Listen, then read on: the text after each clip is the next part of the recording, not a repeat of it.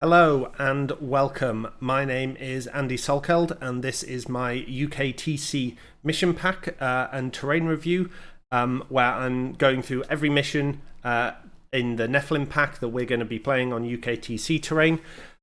Today we are talking about Death and Zeal. This is mission 32 from the pack and this is the last game of day one. So this is your third round. This is a corners deployment with a circle cut out of the middle. I've done some maths that'll show you kind of key numbers you need to be aware of. It is a hold one, hold two, hold more.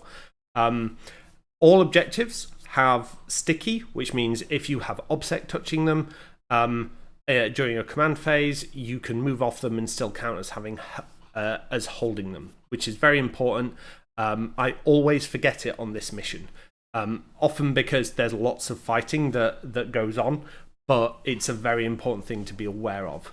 And the mission scoring, at the end of each player's turn, you score 2 victory points for satisfying one of the blow, or 3 if you satisfy both, which is control an objective you did not control at the start of your turn, and destroy an enemy within range that was within range of an objective marker at the start of the turn.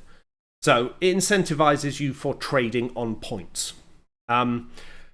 Corners deployment is I like this the least. But I like it the least in particular because of playing Sisters. Sisters is a relatively slow army, so you have to kind of be aware of your movements very early so that you can plan them in advance. You'll also see from the terrain layouts that the top left and bottom right corner are horrendously open. There is one ruin that you can barely hold that objective from. It's incredibly challenging, and therefore you need to kind of have a plan for this before you go in there, because trying to get behind that ruin safely on turn 1 is very challenging. Plus, it's in range of your opponent who can strike it as well. So, similarly, because there are no ruins in your backfield, screening it can be, or in those corners, screening for deep strikes and like strategic reserves, etc., can also be incredibly complicated. And you need to be aware of what options your opponent has available, and so on. So just things to be aware of from simply looking at it. However, the middle ruins are almost perfect for being able to stage assaults from. As you can see on the map, I've marked out in yellow some key measurements. So for you to be able to get to the top ruin, from your deployment zone, it's 9 inches. And what that means is you either need a Rhino set up with on the line with a unit inside that can move 6 out with the additional 3 inches and therefore move 9 inches there. Alternatively, Zephyrim or Seraphim could do that, or jump troops. Those are ways to do it. If you have pre-game moves that allow you to move forward, that's another way that could enable you to get onto it sooner. The reason I like the Novitiates or Battle Sisters out of a Rhino is if you set it up for a Carry Forth the Faithful or something like that, you can potentially hold it in your next command phase with OBSEC. Similarly, against armies that have forward deploying OBSEC, you need to be aware that they could hold that objective and then move off it and never have to go back to it, which could put more pressure on you. With regards to the center, it is possible to get around 7-inch charges turn 1. If you both deploy on the corner of the kind of cutout, it's basically it's isosceles right triangle with 2 9-inch sides, which is 12.7 inches away. I think that's the right term for it. I think it's equilateral's the other one. It's isosceles. Reminds me of a Simpsons quote. But yeah, 12.7 inches away, which means Standard Sisters move 6 inches, which means it's a 7-inch charge. Equally, if you have Zephyrim there, it could be a less than 1-inch charge. Now, most people do not deploy in that corner. Most people kind of avoid that corner and step back a bit.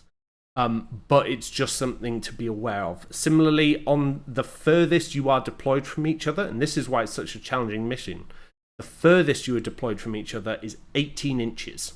And that's straight across the diameter of the circle.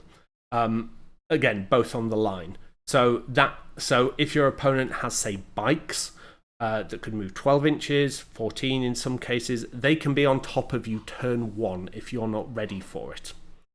But at the same point, it means that you can push very hard. Now, I always play this mission badly. I have to admit this because it's true. Every time I try to set up a defend the shrine target, and I'm like, oh, well, I'll give myself the option of being able to take the right-hand objective, the bottom right corner one. I'm like, because if I can take that, then I don't have to walk over the table. I don't have to do this. I'm like, and they're probably planning for me to take the top left. And every time I do it, I still nominate the top left as the shrine because it's so much easier to get to, because the bottom one is 12 inches away, which means you can only get to it with Zephyrim, Seraphim, a Carry Force of Faithful Rhino, or something similar, which means you may not be able to hold it turn 1. And then I always nominate it, and then whatever I have down there that's potentially designed to go take that objective just spends the next 2 to 3 turns fumbling around trying to get back to the fight where it needs to be. So I would urge people to try to focus on your quarter, the quarter above you, and the center. I personally think going in the center is a trap in this game, unless you have durable obsec. If you have durable obsec where you can actually tag it and then die and move off, great.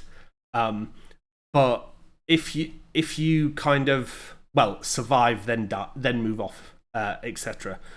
But otherwise, you're always going to be they're going to take that objective from you. If you go to try to hold it, they will take it back. So you're both scoring 2. But if you're going first, you don't get to kill something on that objective. But they do, which means they're up 1 victory point the entire game. Obviously, if you're going second and they start the trading war, then that's fine.